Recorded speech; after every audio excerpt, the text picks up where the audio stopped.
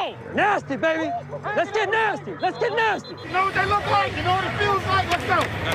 One play at a time. Quarterback sneak. Baker Mayfield coughs the ball up on 4th down. The Jets are going to win the game. Fires left side. Go to the end zone. Stephon Diggs makes the catch. Touchdown, Buffalo. Oh, they pay me the big bucks. I need a pick. What's up? I need a Yes, you pick. do. Fitzpatrick runs it in for the 2-point conversion. Good job, you old fart. Let's go! Yes, sir. You already know it. One play. You already Go know make it. one more play. You already know it. That was the most excited I've been all year. All year.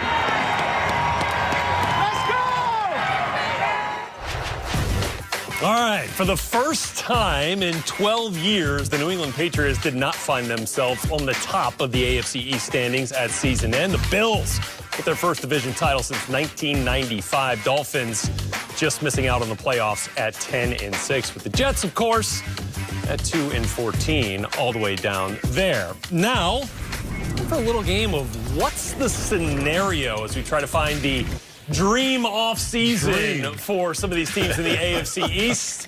David Carr, Mark Ross back with us, Willie McGinest in the far wide 9 alignment here today. Let's start, David, with the Jets all the way at the bottom, trying to find the perfect fix for the Jets off-season and heading into 2021. What is it? There it is. It's appeared in the clouds like a sign from above. It's Sam Darnold and the next 2 first-round picks for Deshaun Watson.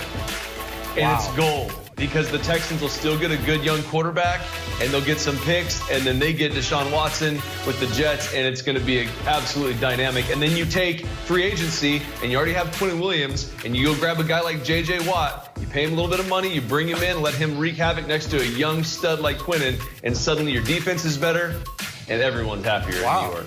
Okay. So the Jets essentially becoming the Texans. Tell me it can without the drama. Without the drama, though, right, David? All right, Mark, you got to tell us whether it's how we can make this reality.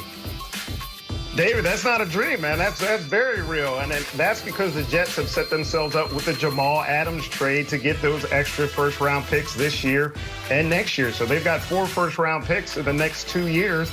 Could use 3, probably have to use 3 of those to get Deshaun Watson, but at least they have the capital to do so.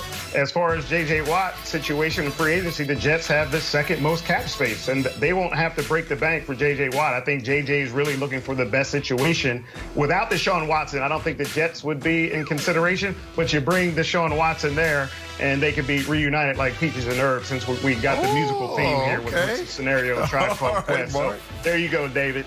All right, Perfect. Mark's got the scenario to make all of these dreams come true. Willie, the next dream is for you here. How we make the Patriots figure out that 2020 was just a blip on the radar and get them back to the top of the division standings. What is your dream scenario for you? Yeah, and this is a deep, deep dream, so stay with me, Mark. Okay, we're going to bring Russell Wilson over in the trade.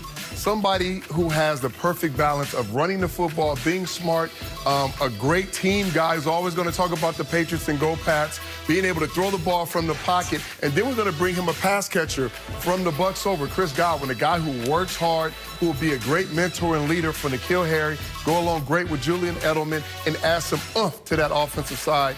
And you add Russell and you add Chris, I think that automatically puts them back in the race for the playoffs. Right, Mark?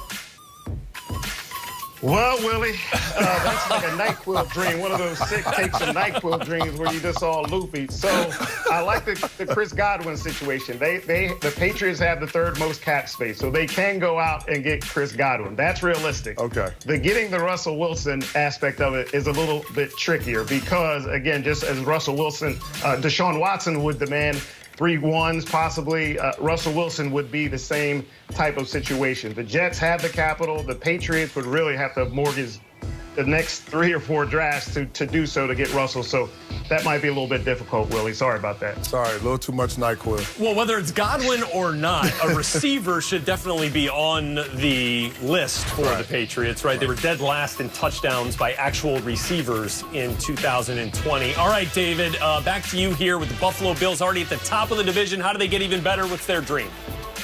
Well, Mark, now that we've collectively saved the Jets' entire franchise, let's turn our attention to the Bills and see if we can do the same thing. When I watched them play in the playoffs, all I could think about, everyone was saying, they're just getting killed in the secondary. And I think about it, they have a decent secondary players. The problem was pass rush. Now, Shaq Barrett, who Willie laid out, and we've talked about this earlier this week, is he wants to break the bank. Now, maybe the Bills can do it. That's going to be your professional realm there, Mark. But I think Shaq and then Von Miller coming off injury might be a reduced rate. You put those two guys next to, that back end with the Bills offense. I think you got something going here. Tell me we can make another team's dream can come true. Well, that would be a scary tandem, David, with Von and Shaq. I mean, even more scary than Shaq and JPP. But again, how can the Bills make this happen? They're over the cap right now. They don't have a lot to spend. If they were one of the teams that were at the top of the list with cap space, then we could kind of talk about it. The Bills are actually over.